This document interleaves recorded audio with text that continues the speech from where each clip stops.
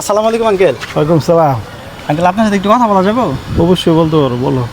আচ্ছা আঙ্কেল, আপনার পার্সোনাল বিষয় নিয়ে একটু কথা বলতেছি। বলো, সমস্যা নেই। আপনার সাংসারিক জীবন কত বছর? 27 বছর। 27। আচ্ছা, আপনাদের এই 27 বছর যে সাংসারিক জীবন, এইখানে ঝগড়া হয় নাই? ঝগড়া তো হয়েছে, মন মালিন্যতা হয়েছে, তারপর আবার ঠিক হয়ে গেছে, তো হবেই। আচ্ছা, এই এত ঝগড়াঝাটির পর আপনি কখনো বিচ্ছেদের পরিকল্পনায় কি গেছেন? না, এইগুলি তো ছোট মনের অধিকারের মানুষরা করে, যারা ভালো বড় মনের অধিকারের মানুষ তারা এইগুলি চিন্তা করে না। আচ্ছা আঙ্কেল, আপনার কাছ থেকে আমি একটা কথা জানি, আপনার কাছে ভালোবাসা বলতে কি বোঝায়?